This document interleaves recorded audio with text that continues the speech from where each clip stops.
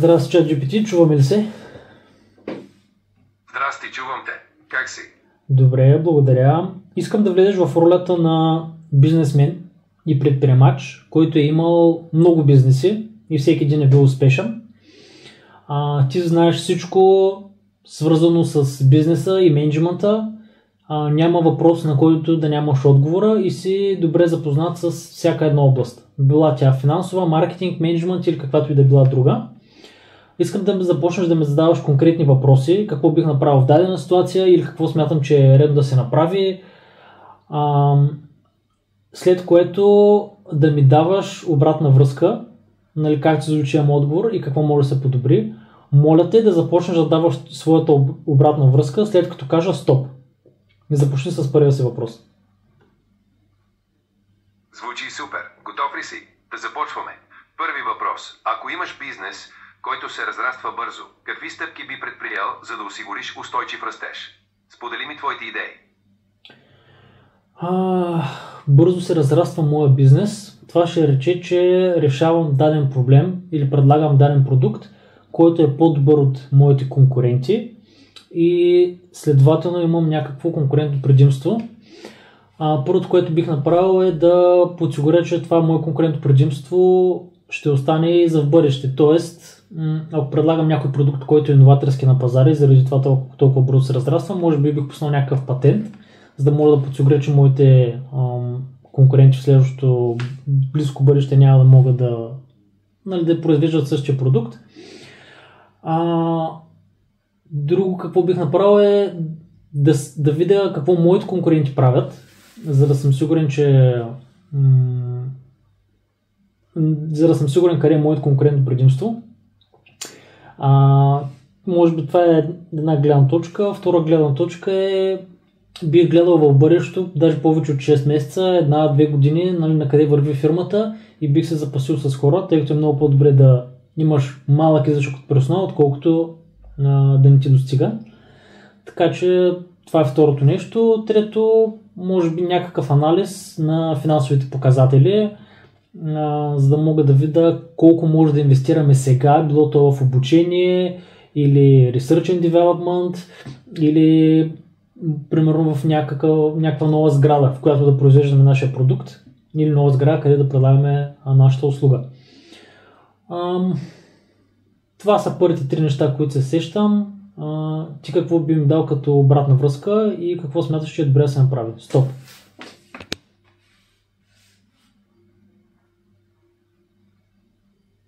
Твоят подход е чудесен. Запазването на конкурентното предимство чрез патент е стратегически ход. Анализът на конкуренцията и финансовите показатели също са много важни. Бих добавил да помислиш за диверсификация на продуктите или услугите, за да намалиш риска. Също така, не забравяй да поддържаш добра комуникация с екипа си, за да поддържаш мотивацията им. Продължаваме с втори въпрос. Как би подходил, ако видиш спад в продажбите на един от основните си продукти? Ако видя спад в продажбите на един от основните си продукти? Зависи. Добре, първото, което е, пак бих погледнал конкурентите, дали не са вкарали някой иновативен артикул или няма, може би, нов конкурент на пазара.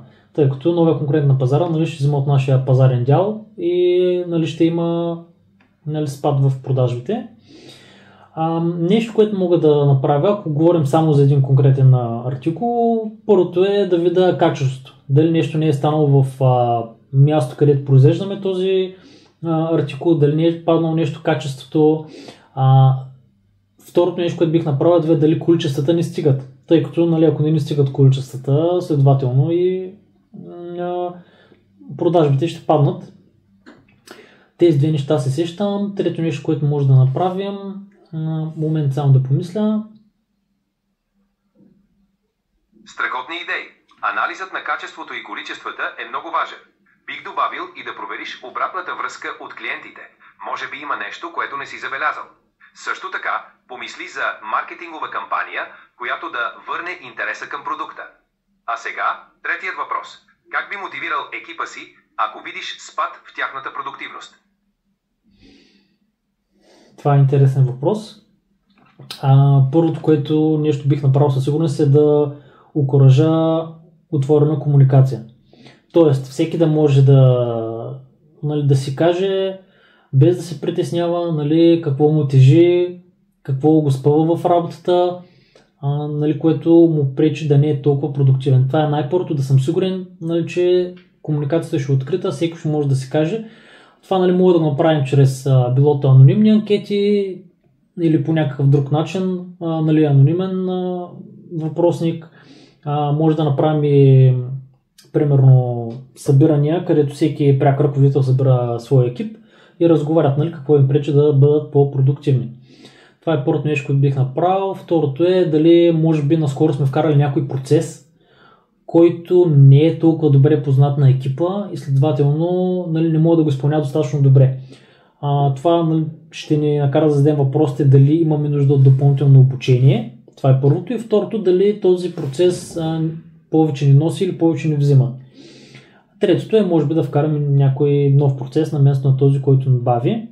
Това са първите две неща, които се сещам. Третото е да видим дали някой от нашите конкуренти дали вече не предлага по-висока заплата, тъй като, нали, ако двама души в различна компания вършат една и съща работа, а един взима повече пари от втория, нали, втория ще бъде демотивиран.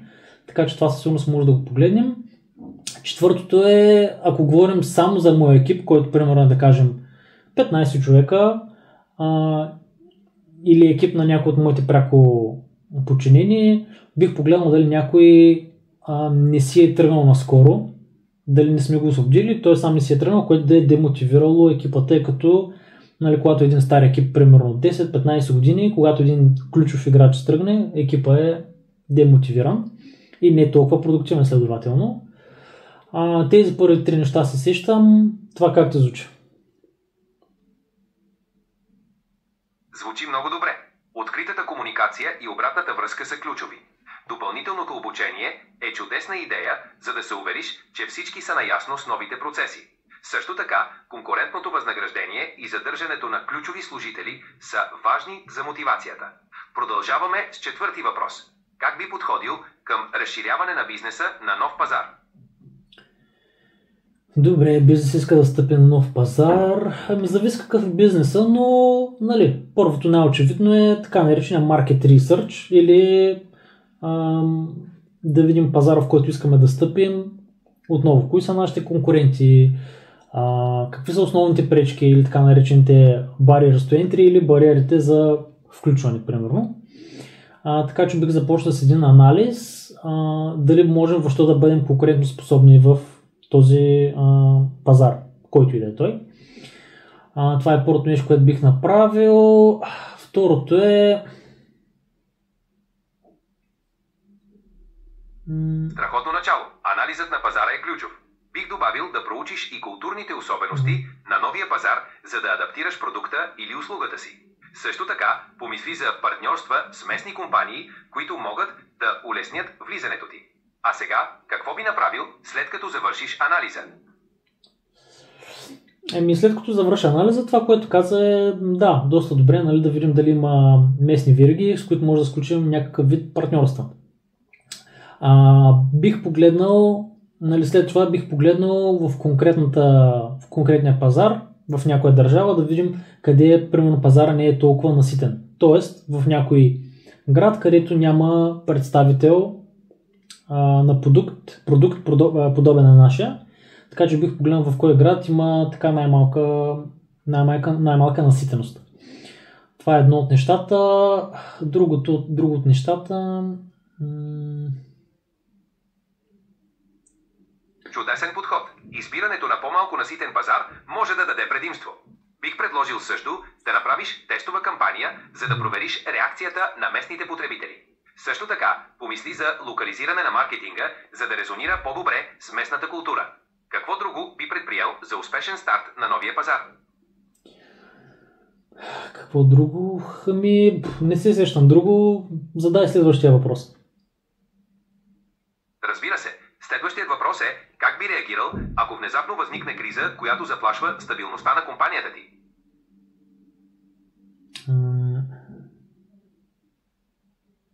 Стабилността под каква форма? Например, финансова криза, неочакван спад на приходи, проблем с ключов доставчик или негативна публичност. Как би се справил? Добре, избери си едното. Добре, нека вземем неочакван спад на приходите. Какви стъпки би предприел в такава ситуация? Неочакван спад на приходите. Може би първото нещо бих погледнал. Ясно, отново може да видим нашия продукт, проблем с качеството и така нататък.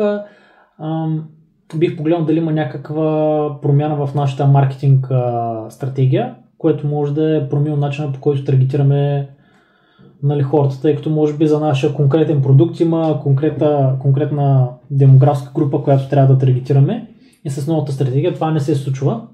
Така че може би това е едно от нещата, които бих погледнал. Второто от нещата, казахме артикула за качество, дали видяхме, маркетинга погледнахме. Трето нещо, което бих направил, може би както и ти по-рано каза, бих се опитам да променя нашите продукти, да имаме по-голяма гама от продукти, т.е. да не разчитаме толкова много на един. Какво друго? Бих погледнал за някакво партньорство в нашия пазар, някой дали иска да създадем партньорство с цел да популяризираме нашия продукт или услуга. Страхотен план. Анализът на маркетинговата стратегия и диверсификацията на продуктите са отлични стъпки. Партньорствата също могат да отворят нови възможности. Бих добавил и да следиш внимателно обратната връзка от клиентите. Тя често дава насоки какво може да се подобри.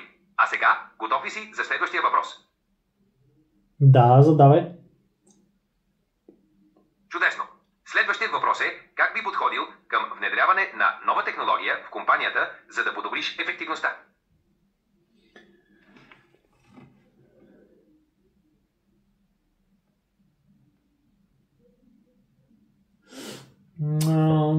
Може би първото, което бих направил е сам да си направя анализ на плюсовите и минусите на тази технология, за да мога да преценя дали има смисъл въобще да я вкарваме и да видя дали повече ще ни носи, отколко ще ни взима. Второто е, ако аз взимам такова вид решение, имам много познати в други фирми, най-вероятно в същия бранш, бих питал дали те са използвали тази система или подобна и просто да видя каква е тяхната обратна връзка. Третото е да направя някакъв вид глобално проучване, просто да видя какви са отзивите за тази система. След като съм направил това, ако сметна, че е достатъчно добра тази система, бих направил малък тест. Да кажем, примерно, че отговарям за 10 магазина от дадена верига, бих вкарал теста в 2 от тези магазини, просто да видя тази технология дали повече ни носи или ни взима. След като направя теста и ако е успешен, бих създал, бих взел тази тренировъчна програма, която съм имал за тези 2 магазина, бих я развил, бих взел обратната връзка от тези 2 магазина да видим какво може да се подобри в самото обучение и бих създал програма, която да разпространя на всички магазини. След това малко бих вкарал системата и бих започнал да я използвам, като най-вероятно ежеседмично бих правил анализ върху нея. Какво може да се подобри, какво смятат нашите служители и дали те виждат като цяло смисъл от нея. Тъй като в 2 магазина може да е станало, но в останалите 8, ако не работи, няма смисъл от нея. Прекрасен подход. Постепенното тестване и събиране на обратна връзка е ключово за успешното умеряване. Допълнителното обучение също е важно, за да може екипът да се адаптира. След като внедриш технологията, редовният анализ и корекции ще ти помогнат да извлечеш максимална полза. Сега, готов ли си за следващият въпрос? Да, давай. Чудесно! Следващият въпрос е как би подходил към управление на екип, който работи дистанционно? Това е много интересен въпрос, тъй като нямам опит личен в това, но първото, което бих направил е, ако съм започнал в голяма фирма, най-вероятно има много колеги на моята позиция, първо бих се посъветвал с тях. Дали те използват дадени техники или системи, с които да могат да правят конкретно това. Второто, което бих направил е, след като съм се консултирал с тях, отново да погледна в интернет или да попитам изкуствения интелект или някой, примерно, академичен източник, да видя какво според тях е най-добрата техника или система за използване. След това, след като съм направил това проучване, бих започнал, нали, малко аз да използвам тази система, да видя как ще работи. И след като започна да изпълня тази система, освен да видя от моята гледна точка, бих питал и моите служители, нали, как им се вижда съвместната ни работа, тъй като обратната връзка е, нали, от двете страни е много важна. Нямам опит в това, така че това е което бих казал. Как се струва? Звучи чудесно. Консултацията с колеги и търсенето на информация са много добри първи стъпки. Постепенното внедряване на нови практики и събирането на обратна връзка ще ти помогнат да намериш най-подходящия подход. Важно е и да поддържаш редовна комуникация с екипа си. Готов ли си за следващият въпрос? Да, давай. Чудесно. Следващият въпрос е как би подходил към управлението на бюджет, който е по-малък от очакваното.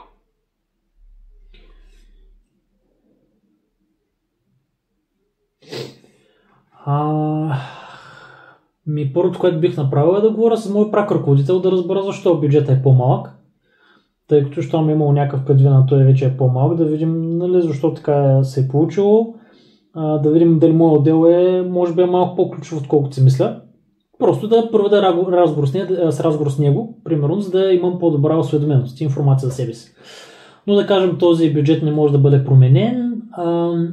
Първото нещо, което бих направил е да погледна в своя отдел, да кажем, че аз отговарям за даден отдел, да погледна кои са най-ключовите неща, от които не мога да си позволя да спестявам бюджет или каквито и да е било разходи. Така че може би бих приоритизирал нещата в моя отдел на първостепенни, второстепенни и третостепенни. Тези, които са първостепенни, няма да променям плануване бюджет за тях. Тези, които са второстепенни, може би малко бил го намалил и третостепенните задачи бих ги намалил най-много. Това е което бих направил. Нали, аз като човек отговаря за отдел би трябвало да ги знам тези неща, но, нали, говорим хипотетично. Какво бих направил, ако се намали бюджета? Да, нали, освен че бих намалил нещата, които са третостепени, може би бих се опитал да намеря някакво подобрение в някой бюджет, в някой процес, така че процеса вместо да спестявам пари от него, аз ще го опростя и така, нали, съвсем естествено бих спестил от него. Със сигурност не бих съкращавал хора, бих си направил всичко възможно да ги задържа, тъй като, нали, ако да кажем следващата година отново ми се увеличи бюджета, аз за една година съм, нали, освободил хора, после трябва да давам пари, нали, за нови обяви, после трябва да давам пари за тяхното обучение, после, нали, има други разходи, които не са материални, примерно непродуктивност. Те, нали, първите 2, 3, 6 месеца може би няма да бъдат толкова продуктивни, няма да са толкова наясно с работата си. Така че може би това са нещата, които бих направил.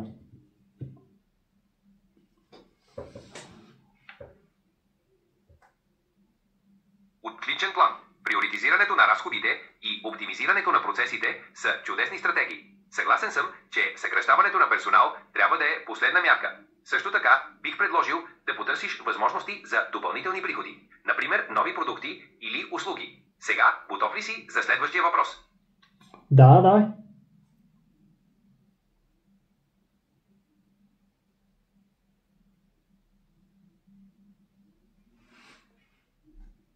Да, давай следващия въпрос, моля. Чудесно. Следващия въпрос е как би подходил към изграждане на силна корпоративна култура в компанията си? Така, най-първото нещо, което бих направил е да направя така наречения mission statement. Как би подходил към изграждане на силна корпоративна култура в компанията си? Така, първото нещо, което бих направил е да направя така наречения mission statement или да знам каква е мисията на моята компания. Тъй като мисията казва кои сме ние, какво правим, за кого го правим и каква е добавената стойност. Отлично начало. Ясната мисия е основа за корпоратив. Чакай да приключа. Това е първото нещо, което бих направил. Второто е бих говорил с, нали, бих създал ценности. По-скоро бих създал ценности. Примерно, нали, една много така често срещана ценност, както виждам в много компании, е примерно уважение. Нали, уважение към клиента, както и между служителите. Така че бих създал ценности, към които всички да се стремят. Давай, кажи, че имаш голям мерак.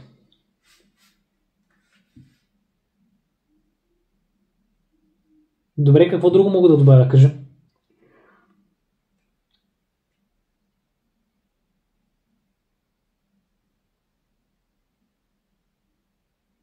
Какво друго мога да добавя?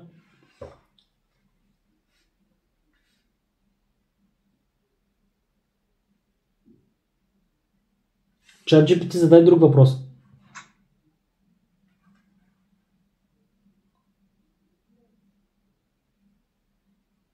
ChatGPT, задай друг въпрос. Съм съгласен. Важно е ценностите на компанията да са ясни и споделени от всички. Това създава чувство за общност и сплотеност. Бих добавил и редовни срещи с екипа, където да обсъждате напредък и с успехи. Също така, стимулирай споделянето на идеи и насърчавай признанието за добре свършена работа.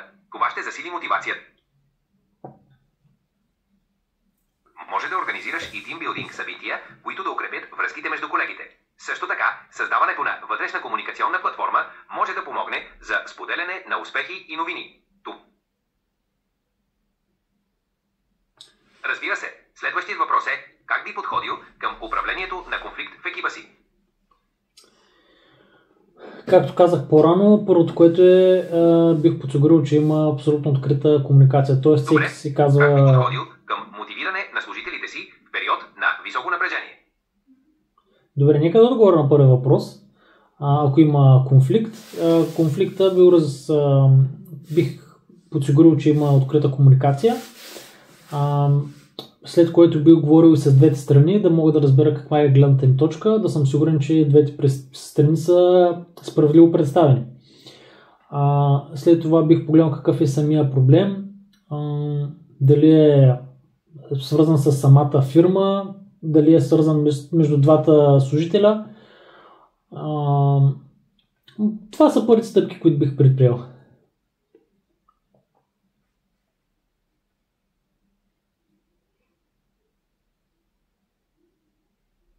Как ти звучи?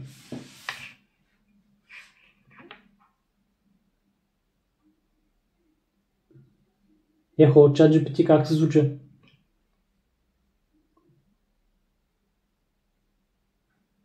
Точно така. Откритата комуникация е ключова.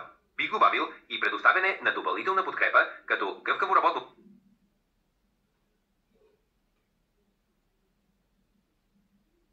Добре, друг въпрос имаш ли?